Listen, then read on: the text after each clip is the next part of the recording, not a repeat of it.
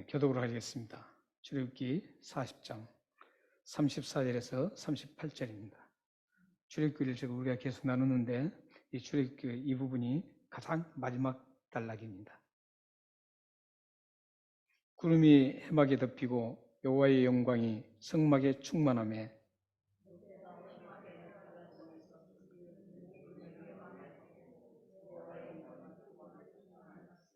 구름이 성막 위에서 떠오를 때에는 이스라엘 자손이 그 모든 행진하는 길에 앞으로 나갔고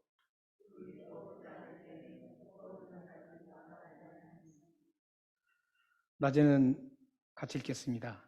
낮에는 여호와의 구름 성막 위에 있고 밤에는 불이 그 구름 가운데 있으므로 이스라엘의 온 족속이 그 모든 행진하는 길에서 그들의 눈으로 보았더라. 아멘. 저희들이 지금 3개월 동안 주제가 쓰임받는 그리스도인이었습니다. 그래서 출애굽기를 통해서 어떻게 하나님 앞에 쓰임받았는가 이런 주제를 가지고 계속 함께 나누었습니다. 오늘은 본문은 마지막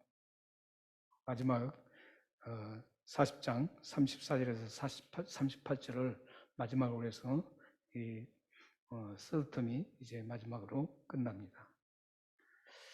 오늘 이렇게 이제 마무리를 하면서 이 말씀을 나누면서 우리가 어떻게 하면 좀 더 하나님 앞에 더 다가가고 하나님께서 우리를 아름답게 사용할 것인가 하는 그런 생각을 가지고 이 말씀을 함께 나눴으면 좋겠습니다.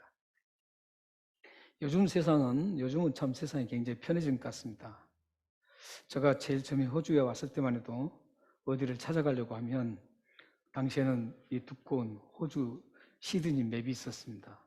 그래서 그 맵을 펼쳐보고 이 맵을 페이지수를 확인하고 맨 앞장에서 어딘지 지역 페이지수를 확인하고 그 다음에 뭐 가로, 세로, A, B 해가지고 그것이 어딘가 지도책을 보고 계속 따라가서 찾았습니다.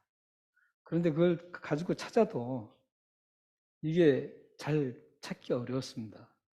그래서 몇 번씩 차를 세우고 확인하고 찾아가고 이랬습니다. 그래서 참 어려웠었습니다. 그런데 요즘 시대는 핸드폰에 있는 내비게이션만 딱 틀으면 잘 안내를 해줍니다. 거기에다가 목소리까지 여자분들은 남성의 그 굉장히 젠틀한 목소리를 듣고 남자들은 또 뭐 아름다운 여성의 목소리를 듣는다 그래요. 저는 상관이 없는데 그럼 젠틀하고 아름다운 목소리로 뭐 좌회전하라 우회전하라 이렇게 굉장히 상냥하게 자세하게 길을 가르쳐 줍니다. 그래서 그 길 들어가면 찾기가 참 쉽습니다. 이렇게 시대가 많이 변했습니다. 참 편안한 시대. 저는 좋은 시대라고 얘기하지 않습니다. 좋은 시대와 편안한 시대는 좀 다릅니다. 네, 굉장히 편안한 이런 시대를 우리가 살고 있습니다. 이런 편안함이 사실 다 좋은 것만 아닙니다. 네. 그래서 우리는 이런 어디 찾아갈 때 요즘에 쉽게 찾아갈 수 있습니다. 그런데 약속의 땅, 하나님께서 약속해 주셨던 그 가나안 땅을 향해서 이스라엘 백성들이 내비게이션도 없이 그것도 40년 동안 그 길을 어떻게 갔을까요? 이스라엘 백성들은 그 길을 갈 때 그 광야길이었습니다. 참 그 광야길이라는 곳이 어떤 곳입니까? 굉장히 척박하고 길도 제대로 나 있지 않고 불편하고 힘든 곳이 광야길입니다. 광야길에서 가장 위험한 것은 뭐냐면 길을 잃기 쉽다는 것이죠. 호주도 깁슨 사막이라는 곳이 세계에서 굉장히 큰 사막 중에 하나죠. 근데 깁슨 사막에 잘못 들어갔다가 죽는 사람이 참 많습니다. 길을 찾지 못해서. 근데 광야길이 가장 위험한 게 바로 그겁니다. 길을 잘못 들어서면 방황하다가 끝내는 사망할 수밖에 없습니다. 그런데 이스라엘 백성들은 그 광야길을 한두 명도 아니고 노약자와 또 아픈 사람들과 모두 합해서 200만 명이라는 그 엄청난 거대한 사람들이 그 광야길을 갔습니다. 그들이 잘못하면 한꺼번에 200만 명이 함께 다 죽을 수 있었습니다. 그런데 이 광야길을 가는 도중에 이게 한 달 정도, 건강한 사람도 한 달 정도 그 광야길을 잘못 들으면 한 달 이내에 죽을 수 있습니다. 그런데 이 이스라엘 백성들은 한두 달도 아니고 1, 2년도 아니고 40년을 그 광야에서 내비게이션도 없이 계속적으로 갔었습니다. 이것은 절대 불가능한 일입니다. 이 광야를 통과해서 가나안을 간다는 건 40년 동안 통과해서 간다는 것은 있을 수 없는 절대 불가능합니다.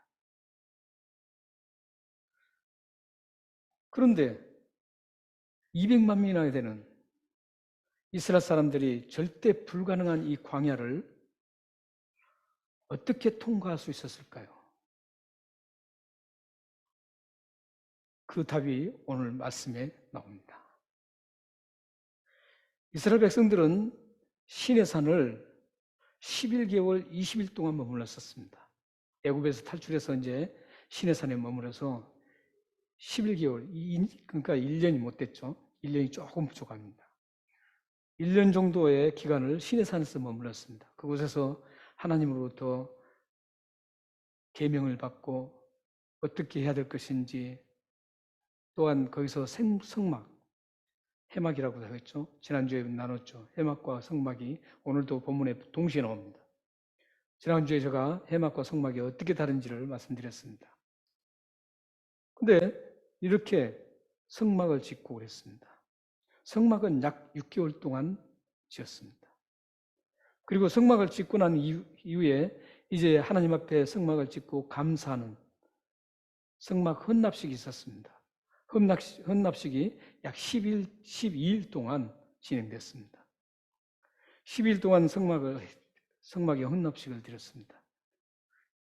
오늘 본문은 이 12일 동안 성막 헌납식이 끝난 후에 즉시 해막 위에 34절, 35절에 나온 것처럼 즉시 성막 위에 구름이 덮었습니다.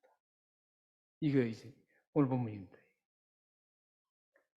이제 하나님 앞에 성막을 완성하고 하나님 앞에 감사하며 이 성막을 이제 하나님 앞에 드리는 그 제사를 드릴 때 하나님이 무척 기뻐하셨습니다. 그래서 성막에 구름 기둥이 덮고 그곳에 하나님의 영광이 가득 충만하게 채워졌습니다. 그랬을 때 이제 이렇게 충만하게 채워져서 하나님께서 충만하게 채워진 그 해막에 있었던 해막을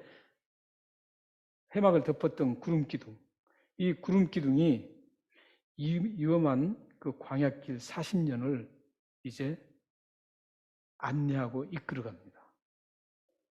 그러니까 이스라엘 백성들이 내비게이션이 없이 이 구름 기둥이 해막에 덮었던 그 구름 기둥이 이제 내비게이션 역할을 한 겁니다. 로드맵을 완전히 가지고 가는 것이죠. 이 구름 기둥이 이제 로드맵이 된 겁니다. 그래서 어디로 갈지, 이 로드맵이 가는 대로, 구름 기둥이 가는 대로 이제 그 길을 찾아서 계속 가는 겁니다.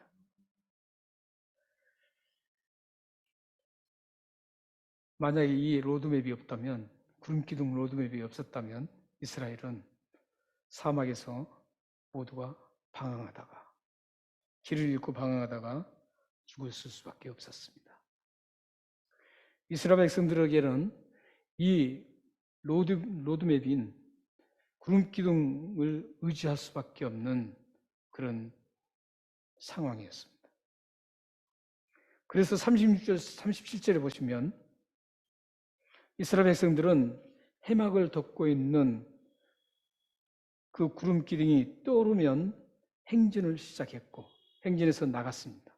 행진에서 나갔고 그 구름 기둥이 멈추면 그 자리에서 한 달이든 1년이든 구름 기둥이 다시 떠오를 때까지 그 자리에서 머물렀습니다. 여기서 중요한 단어가 하나 있습니다. 중요한 단어가 하나 있는데 앞으로 나아갔다 이 단어입니다. 이스라엘 백성들이 구름이 떠올라서 구름 기둥이 떠올라서 이제 구름이 가면 이스라엘 백성들이 행진을 해서 나아갔습니다. 근데 이 나아갔다는 단어가 굉장히 중요한 단어입니다. 우리는 그냥 흩어서 지나갈 수 있는 단어지만 이게 원문을 보면은 엄청나게 중요한 단어입니다. 왜냐하면 이 단어는 어떤 어원을 가지고 있냐면 유목민들이 이제 양을 칩니다. 양을 치다가 이제 그 에리어가 양이 먹을 수 없어요. 이제 초목이 다 끝났습니다. 양이 다 뜯어먹어서 이제 초목이 없습니다. 그러면 이제 이 유목민들이 이제 장소를 옮깁니다. 옮기는데 옮길 때 가장 먼저 했던 게 뭐냐면 장막을 쳤던 그 기둥들을 뽑는 역할을 합니다. 그리고 그 뽑은 다음에 그 다음에 장막을 이제 접어서 또 다른 물건을 다 정리해서 싣고 메고 이제 이동을 합니다. 여기에서 가장 첫 번째로 했던 게 뭐냐면은 이 사람들이 유목민들이 양떼를 위해서 첫 번째로 했던 게 뭐냐면 장막을 기둥을 뽑는 일이었습니다. 이 어원이 나아갔다 어원과 똑같은 겁니다.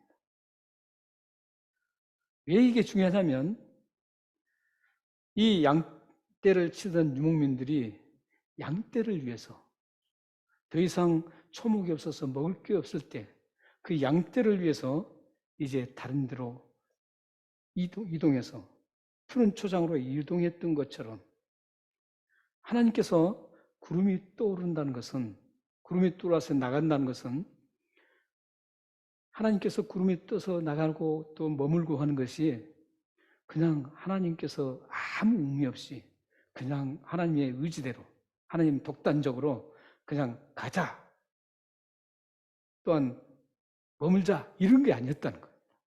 이런 게 아니었고 양떼인 이스라엘 백성들이 가장 적합할 때 가장 유익하게 양떼를 위해서 이스라엘 백성들을 위해서 구름이 움직였다라는 겁니다.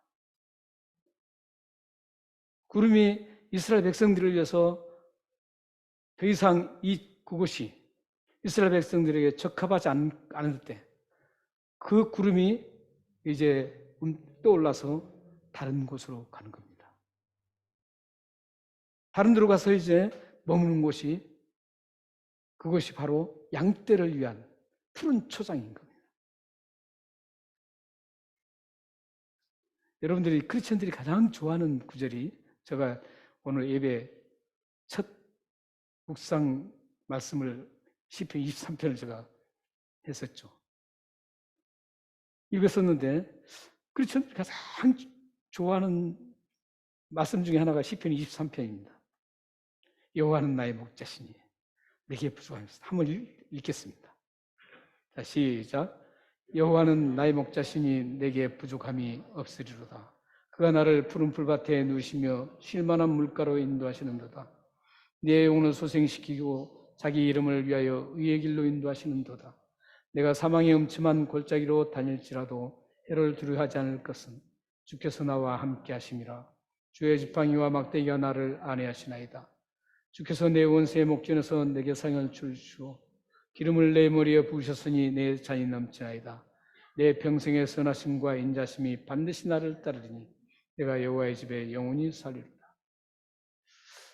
시편 23편은 얼마나 좋습니까? 푸른 초장, 쉴만한 물가. 그런데 사실은 오늘 이 23편은 오늘 말씀과 오늘 말씀을 대비시키고 적용하지 않으면, 적용해서 이 20편, 23편을 보지 않으면 잘못 해석할 수 있습니다. 잘못 해석합니다. 우리가 생각한 것처럼 10편, 23편이 굉장히 좋은 것 같은데 실질적으로는 굉장히 힘든 상황입니다. 오늘 지금 구름이 떠올라서 하나님께서 구름을 떠올리게 해서 구름 기둥을 떠올라서 가게 하는 것이 푸른 초장이라고 그랬죠. 그런데 광야에는 푸른 초장이 만나기 쉽지 않습니다. 하나님이 구름이라는 그 로드맵을 통해서 인도하는 그것이 바로 푸른 초장이고 쉴 수 있는 물가였습니다. 환경을 따지는 게 아니었습니다. 그러니까 시편의 푸른 초장은 어떤 곳인지 하면 여호와는 나의 목자시니, 여호와가 인도하는 곳은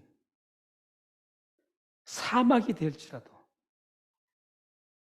초라한 초막집일지라도 여호와 하나님께서 인도하신 그곳은 푸른 초장이고 쉴 수 있는 물가라는 그런 의미입니다.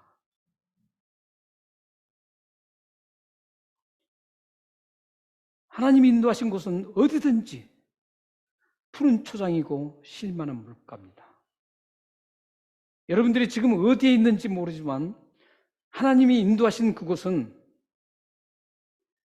지금 푸른 초장입니다. 그리고 쉴 만한 물가가 있는 곳입니다.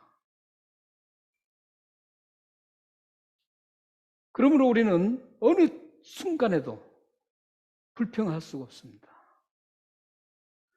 하나님 인도하신 곳은 쉴 만한 물가고 푸른 초장이기 때문에, 그것이 환경이 어떻든 하나님이 인도한 곳이라면 그곳은 바로 푸른 초장이고 쉴 만한 물가입니다. 그러므로 우리에게 닥친 어떤 어려움도 힘든 상황도 하나님이 인도하셨다고 생각하면 그것은 푸른 초장이고 쉴 만한 물가가 있는 곳입니다. 여러분들은 그래서 감사해야 한다는 겁니다. 아무리 좋은 안락한 생활이 있고 분위기가 좋고 굉장히 행복한 곳 같은 그런 환경적으로 좋은 곳이라도 사탄이 인도한 곳은 지옥입니다.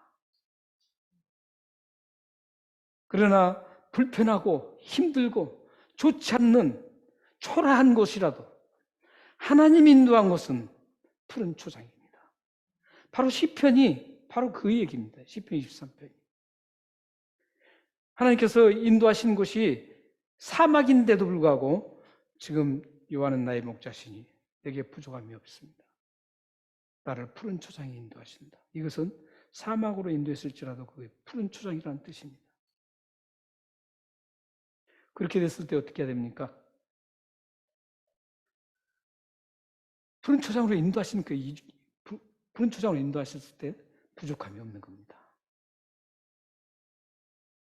우리의 삶 속에서 이 부분을 붙잡아야 됩니다.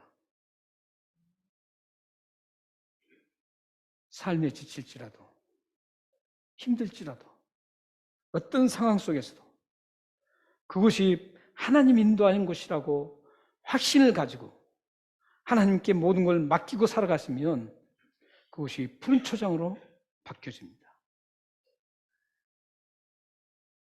쉴 수 있는 물가로 바뀌어집니다. 아무리 좋은 곳이라 그래도 그것이 하나님이 인도한 것이 아니라고 생각하면, 하나님 인도한 것이 아니면 그것은 지옥과 같은 곳입니다. 그것은 분쟁이 있고 슬픔이 있고 아픔이 있는 곳으로 바뀌어지게 되어 있습니다.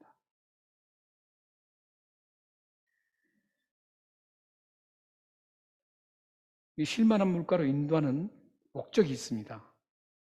목적이 뭐냐면 목적이 두 가지입니다. 목적이 두 가지인데 내 영혼을 소생시킵니다. 하나 더 이렇게 3절 보시면 영혼을 소생시키시기 위해서 우리를 그런 곳으로 인도하신다는 겁니다. 푸른 풀밭으로 신뢰만한 물가로 인도하시는 겁니다. 그리고 또 하나는 뭡니까? 영혼을 소생시켜서 하나님의 이름을 위대하게 드러내기 위해서 우리를 인도하신다는 겁니다. 근데 많은 크리스천들이 시편 23편을 보면서 자기들이 푸른 초장에서 쉴만한 물가에서 그냥 재밌게 행복하게 평안하게 쉬는 것에만 초점을 맞추고 있죠. 하나님께서는 그걸 초점이 아닙니다. 그 초점이 아니고 하나님께서 쉴만한 물가로 인도하신 그 이유와 목적은 뭐냐면 우리의 낡아져가는, 우리 쇠퇴해져가는 그 영혼을 다시 생기를 불어일으켜서 영혼이 왕성하게 장성하게 만드는 목적이 있습니다. 그리고 그렇게 된 사람만이 하나님의 이름을 위해서 아름답게 쓰임받을 수 있습니다. 그러므로 시편 23편은 오늘 이 말씀과 적용해서 보지 않으면 아주 잘못 봐버립니다. 인본주의를 흘러버리고 인간 중심으로 흘러서 자기들만 잘 먹고 잘 산다, 하나님 인도했기 때문에 이렇게 끝나버린 겁니다. 오늘 본문에 보면 구름기둥이 떠오르는 목적은 뭡니까? 이스라엘 백성들을 위해서였습니다. 이스라엘 백성들 무엇을 위해서였습니까? 그들의 영혼이 단단하게 잘 무르익게 있게 만들려고 그렇게 푸른 초장으로 하나님께서 구름이 이동하는 겁니다.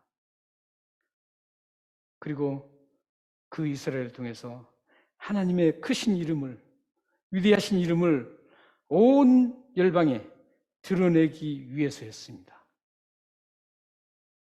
오늘 이 말씀을 통해서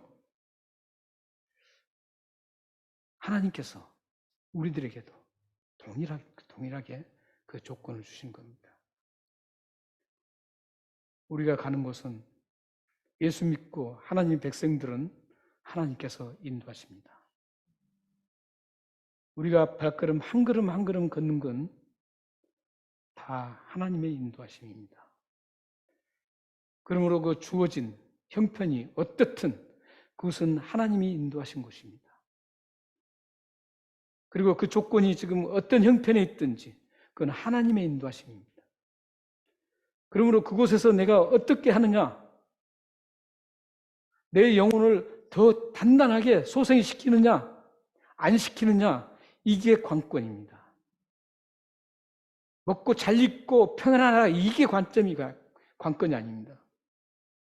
우리 예수 믿는 사람의 관건은 뭐냐면 어디를 가든지 무슨 일이 있어도 하나님이 인도하신 곳에서, 그곳에서 우리 영혼을 어떻게 성숙하게 성장시켜서 하나님의 크신 이름, 존귀하신 하나님의 이름을 어떻게 드러낼 것인가, 여기에 지금 우리들의 포커스가 있고 관건입니다. 여러분이 지금 어디 살든지 문제가 되지 않습니다. 아무리 궁궐 같은 집에 살아도 아무 소용없습니다. 그곳에서 영혼이 소생이 안 된다면 아무 소용없습니다. 그곳에서 하나님의 이름을 드러내지 못한다면 아무 소용이 없습니다. 그러나 비록 내 집이 초라한 집이지만, 초막 같은 집이어도 그곳에서 내 영혼이 점점 성숙해지고 하나님 보시기에 정말 좋은 영혼으로 잘 선다면, 그래서 하나님의 영광을 위해서 하나님의 이름을 드러낸다면 그 초막이 푸른 초장이고 그 초막집이 쉴만한 물가이고 안식이 있는 집입니다. 믿으시나요?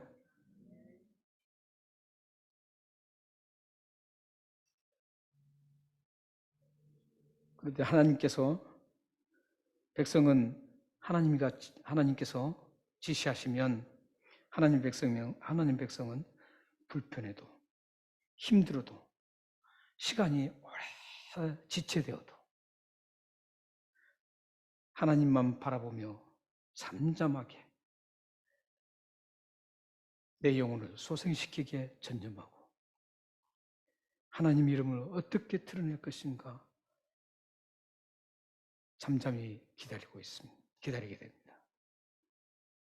대부분 그렇지 않습니까? 힘들고 어렵고 하면 영혼의 소생을 생각하지 않고 어떻게 이 난관을 극복할 것인가? 이 힘든 것을 어떻게 할 것인가? 이런 방법론만 찾습니다. 그러나 성경은 그런 방법론을 찾으라고 말씀하지 않습니다. 왜냐하면 모든 것을 하실 수 있는 하나님이 계시기 때문입니다. 그분만 바라보라는 것입니다. 대신 내 영혼을 소생시키는 데 전념하라는 겁니다. 그래야 해서 소생된 영혼으로 하나님의 이름을 드러내기를 원하십니다. 왜 참고 기다려야 하는지, 잠잠히 기다려야 되는지 시편 37편 7절에서 10절 말씀을 함께 읽겠습니다. 시작. 여호와 앞에 잠잠하고 참고 기다리라. 자기 길이 형통하며 악한 꾀를 이루는 자 때문에 불평하지 말지어다. 분을 그치고 노를 버리며 불평하지 말라. 오히려 악을 만들 뿐이라. 진실로 악을 행하는 자들은 끊어질 것이나 여호와를 소망하는 자들은 땅을 차지하리로다. 잠시 후에는 악인이 없어지리니 내가 그 곳을 자세히 살필지라도 없으리로다.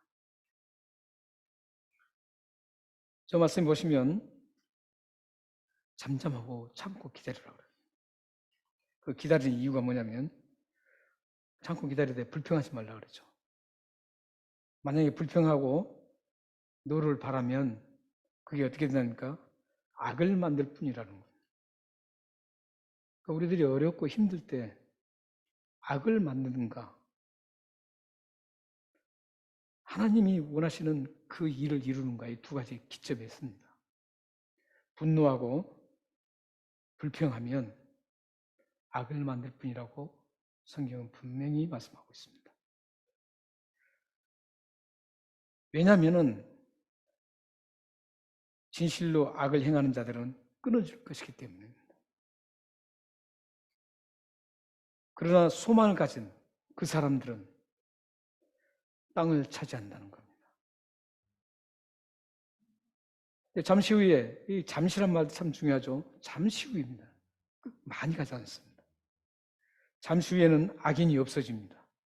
없어지는데 그것을 아무리 살펴봐도 악인을 찾을 수 없을 만큼 악인이 싹쓸이 돼버린다는 겁니다. 그렇기 때문에 우리가 힘들고 어려워도 불평할 것이 아니라 우리의 영혼을 세우는데 초점을 맞춰야 됩니다. 이렇게 영혼을 세우는데 초점을 맞추게 되면 38절 말씀처럼 어떻게 되는지 한번 보겠습니다. 38절 한번 읽겠습니다. 자, 시작. 낮에는 여호와의 구름이 성막 위에 있고 밤에는 불이 그 구름 가운데 있음을 이스라엘의 온 족속이 그 모든 행전하는 길에서 그들의 눈으로 보았더라. 그렇게 하면 하나님께서 행하시는 그 엄청난 위대하신 일들을 눈으로 똑똑히 목격하고 경험할 수 있다는 겁니다. 아무리 여러분들에게 힘든 일이 있고 어려운 일이 있어도 그곳에서 나의 영혼을 소생시키는 데 전력하고 그 소생된 영혼을 통해서 하나님의 이름을 드러내는데 전력한다면 전력하면서 하나님만 바라보고 기다리고 참고 기다리면 어떤 일이 일어납니까? 하나님이 하시는 위대한 일들을 눈으로 똑똑히 보고 경험할 수 있다는 겁니다. 반대로 그렇지 않으면 하나님이 하신 일을 보지 못한다는 거죠. 만약에 여러분들이 하나님이 하신 일을 보고 싶으시다면 어떤 일이 있어도 항상 하나님이 인도하신 그 초막에서, 인도한 그 사막에서 그것이 푸른 초장이라는 것을, 쉴만한 물가라는 것을 믿고 그곳에서 푸른 풀을 잘 뜯어먹어서 맑은 물을 잘 마셔서 강건해진 양처럼 우리 영혼을 강건하게 만들어야 됩니다. 강건하게 만들면 하나님의 이름을 드러낼 수 있습니다. 그 이름을 드러낼 때 나타나는 현상이 바로 하나님의 능력과 하나님이 하시는 그 위대한 일들을 두 눈으로 똑똑하게 목격하고 경험할 수 있다는 겁니다.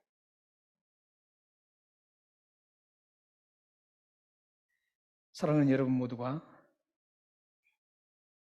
어떤 어려움과 힘든 상황이 있어도 그것이 하나님이 인도하시는 곳이라는 것을 알으시고 영혼을 아름답게 갈고 닦아서 성장시켜서 하나님의 이름을 드러내고 하나님이 하시는 그 위대한 일들을 똑똑히 보며 경험하시기를 소망합니다. 여러분은 인생을 살아가는 로드맵을 가지고 있습니까? 여러분이 가진 인생의 로드맵이 어떤 로드맵입니까? 이 세상이 다라고 여기면서 살아가는 세상 사람들이 좋아하는, 잠시 사용하다가 버려야 하는 그 로드맵과 같은 로드맵을 가지고 있습니까? 아니면 하나님이 통치하시는 영원한 하늘나라에 이르기까지 사용될 수 있는 그 축복의 로드맵을 가지고 있습니까? 여러분들을 이 땅에서 삶과 영원한 하늘나라까지 안내해 줄 두 가지 로드맵을 여러분들에게 소개해 드리겠습니다. 누가복음 12장 11절에서 12절입니다. 함께 읽겠습니다. 예, 로드맵입니다. 세상 사람들이 가지지 않는 로드맵입니다. 시작. 사람이 너희를 해당이나 위정자나 권세 있는 자 앞에 끌고 가거든 어떻게 무엇으로 대답하며 무엇으로 말할까 염려하지 말라. 마땅히 할 말을 성령이 곧 그때 너에게 가르치시라 하시니라. 여러분들에게 진정한 로드맵이 되는 것은 구약시대 이스라엘 백성들에게는 구름기둥이었지만 지금은 성령님이십니다. 성령님이 여러분의 로드맵이 되어야 됩니다. 그래야만 하나님이 어떤 상황으로 어디를 옮겨줘도 그것이 푸른 초장이라고 믿고 그 푸른 초장으로 만들 수 있습니다. 쉴 수 있는 물가로 만들 수 있습니다. 성령님을 의지하셔야 됩니다. 성령님이 여러분들을 지배하도록 만들어야 된다는 겁니다. 내 육신이 나를 지배하는 게 아니라 사탄이 나를 지배하는 그 인생이 아니라 성령님께서 나를 지배하고 나를 통치하고 나를 조종할 수 있도록 나의 모든 것들을 내려놓으라는 겁니다.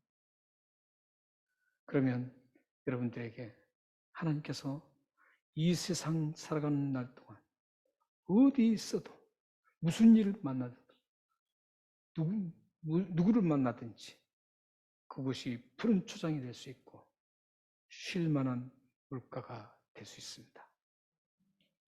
또 하나의 로드맵을 소개해드리겠습니다. 시편 119편 105편입니다. 함께 읽겠습니다. 시작. 주의 말씀은 내 발의 등이요 내 길의 빛이니이다.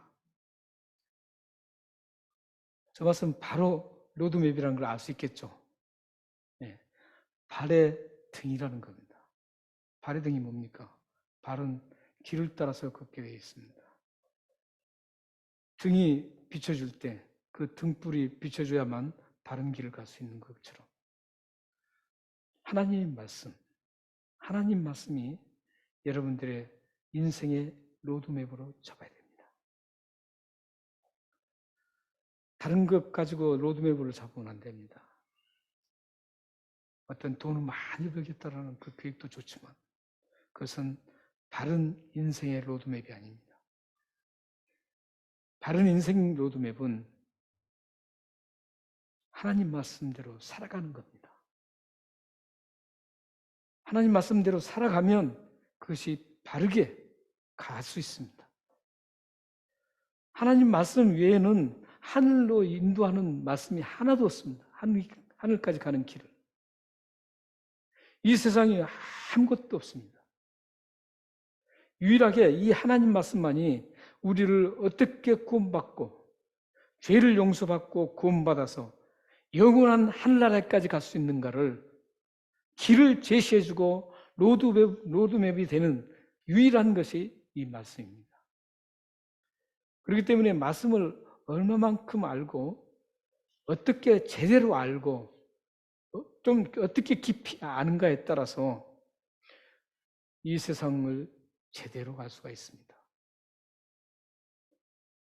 이상하게 혼잡게 만드는 말씀을 들으면 그 말씀은 오히려 로드맵이 아니라 사탄이 움직이는 그런 저주의 장소로 갈 수밖에 없게 됩니다.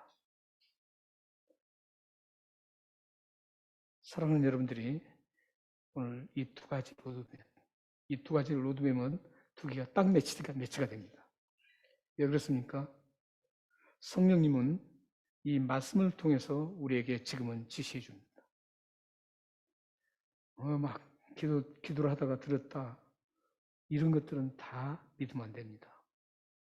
우리의 감정은 언제든지 시시때때로 변합니다.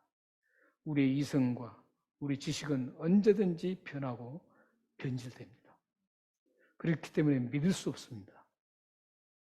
확실하게 믿을 수 있는 것은 이 하나님 말씀밖에 없습니다.